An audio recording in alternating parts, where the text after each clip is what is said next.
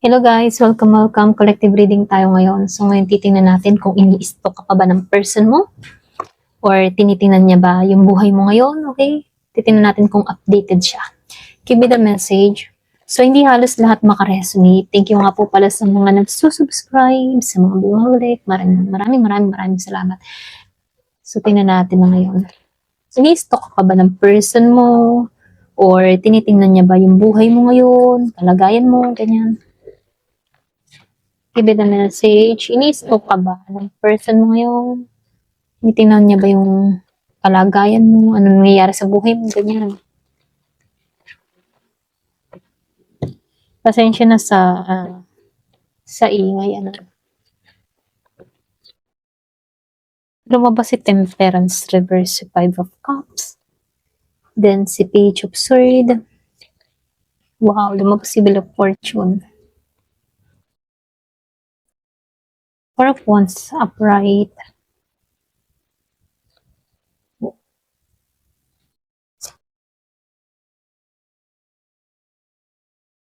So dito,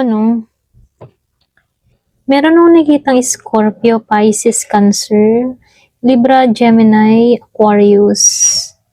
Meron ding Aries, Leo, Sagittarius. So, halos lahat dito, Halos lahat nandito. Ito rin nakikita ko. Wala kasi Sagittarius. Kung meron ditong earth sign, or meron kang person na earth sign, Virgo, Capricorn, Taurus, malakas din. And fire sign, Aries, Leo, Sagittarius. Meron din ditong Gemini, Libra, and Aquarius. Okay, start na tayo. So, dito, meron akong nakikitang malakas na indikasyon ng pagmamasid, pero patago. Dito sa Page of Swords, reverse. Kasi, ito yung, para ba siyang meron akong nakikitang silent watcher. Kasi kadalasan ito, ibig sabihin ito, ganun yung bang palihim na nakatingin sa social media, curious siya sa mga ginagawa mo, pero ayaw niyang magpakita, mga ganun, Gusto malaman kung ano yung mga nangyayari sa'yo, lalo na sa buhay mo, Kumbaga, may tendency siyang tinitingnan ka pa rin niya, pero hindi direkta. Okay? So, sa Five of Cups, lumabas si Five of Cups upright, at si Temperance reverse. May regret to. Nanghinayang din to sa mga nangyari. Hindi siya balance. May parte kasi sa kanya na nakatingin sa nakaraan.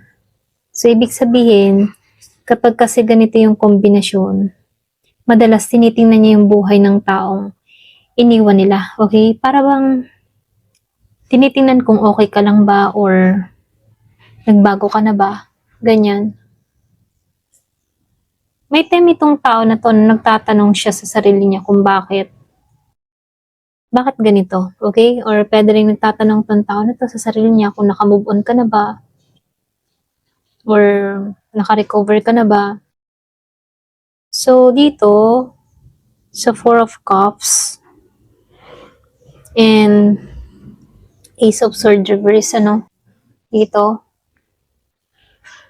Kasi curious to Para bang iniisip niya, masaya ka na ba? Or masaya ka na talaga? Or pwede rin nag-iisip din ng tao. Yung para bang nag-iisip siya dito na, masaya na kaya siya? Or may bago ka na ba? Ganyan. Yung may time din na iniisip ng tao na to na nawala na ba siya sa buhay mo talaga? Ganyan. Kaya posible, chinecheck ka pa rin ng tao na to. Paminsan-minsan, chinecheck niya kung anong nangyayari sa'yo. So, lumalabas din dito, meron tong insecurity kapag nakikita kang okay. Lalo-lalo na kapag siya problemado tapos ikaw okay. Dito sa Nine of Pentacles. And the Five of Pentacles dito. Parehong naka-reverse. Okay, kung makikita mo dito. Ayan, ito. Medyo nasa dulo tong isa eh. Kumbaga,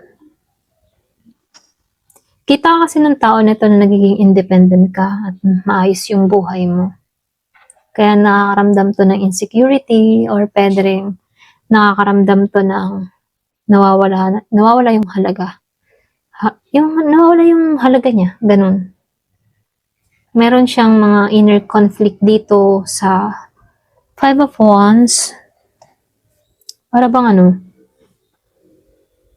Meron kasi tong ego. Merong emotional conflict. Then sinabayan pa ng Queen of Swords dito. Naka-reverse si Queen of Swords. Gusto niyo malaman nangyayari sa'yo talaga, ano? Pero ayun yung magmukhang siya yung naghahabol. May pride siyang pinoprotektahan. Alam mo ba yun?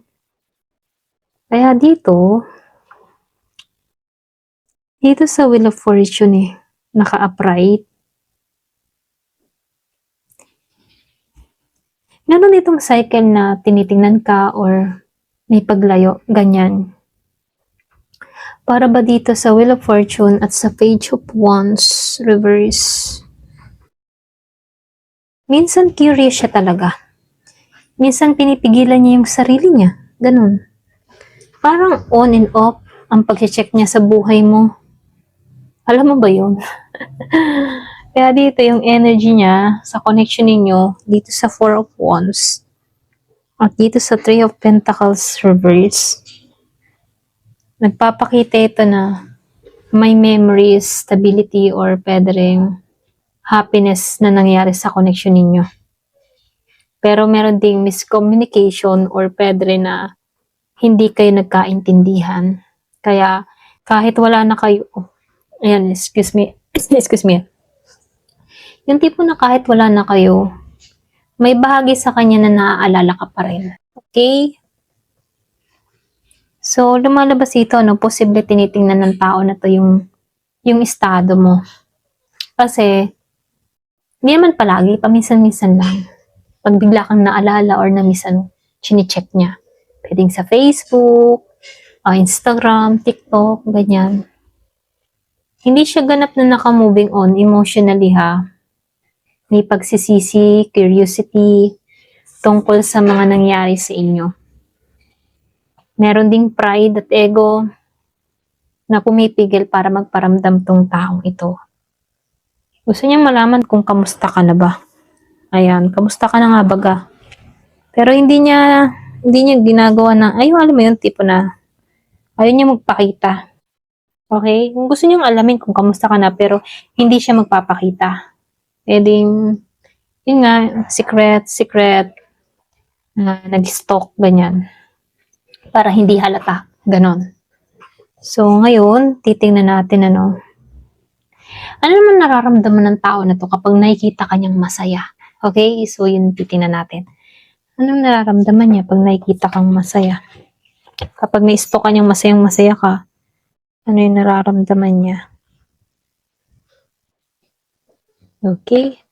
So, babalasahin ko lang tong card na isa. Ano yung nararamdaman ng tao na to kapag nakikita kang masaya? Yung tipong hindi ka apektado. Okay.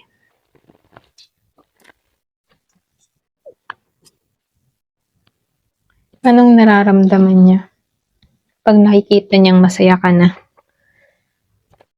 Oh, the sun. Talagang masaya ka, ha?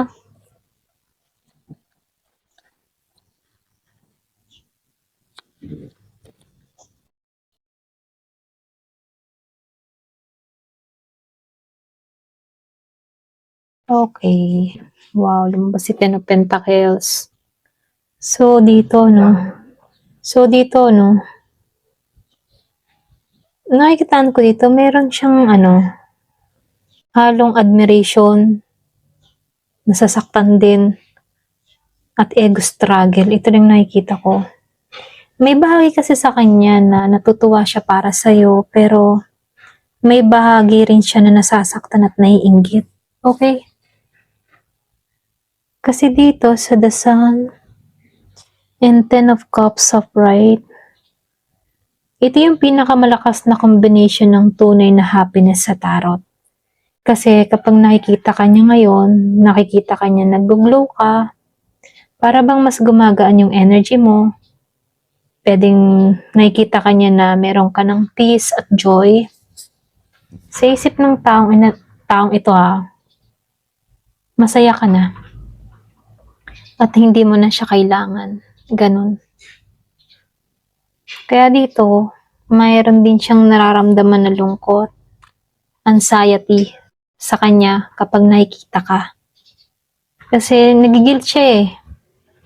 Meron siyang emotional stress at nag-overthinking tong tao na to. Kaya kapag nakikita ka niyang okay ka, naaalala niya yung mga nangyari sa inyo. Iniisip ng tao na to, alam mo yun, yung bang tipo na, yung iniisip niya na siya ba yung naging dahilan kung bakit nawala yung koneksyon. Parang may thought siya na ganun. Kaya may time na napapaisip ng tao na to na kung hindi ko ginawa iyon, baka ako pa rin ang kasama niya ngayon. Ganon, okay? Kaya nasasaktan tong tao na to kasi tinatamaan yung ego niya rito. Dito sa Queen of Wands at sa Empress Reverse. Pareho naka-reverse So, ibig sabihin kapag masaya ka, parang hindi niya inaasahan na magiging okay ka na lang, na wala siya, ganyan. Iniisip ng tao na to na bakit parang mas gumaganda yung buhay mo, bakit parang mas confident ka ngayon. May konting selos, insecurity na natatamaan sa kanya. Kaya dito, may bahagi sa taong ito na tahimik lang nagmamasid. Dito sa The Hermit, hindi siya nagsasalita, tahimik siyang pinoproseso yung nararamdaman niya. Ito yung energy ng taong, alam mo yung energy niya dito, hindi ka niya maabot, kaya tinitingnan ka na lang mula sa malayo. Ganon. Gusto niya mag-reach out dito pero pinipigilan niya. Okay? Dito sa Knight of Swords and the Knight of Cups reverse. Dalawang knight yung reverse dito at nagpapakita ito na gusto ng tao na to na mag-message o mag-react pero pinipigilan niya yung sarili. Pwedeng sa pride din or takot.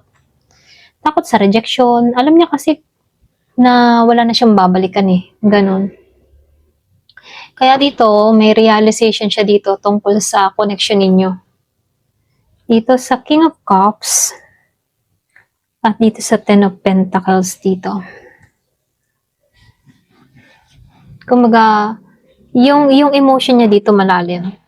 Malalim na realization. Ayan, pasensya na sa ingay. Minsan naririndi din ako sa mga tunog ng mga motor. Kumbaga dito, alam niyang malalim yung connection niyo noon.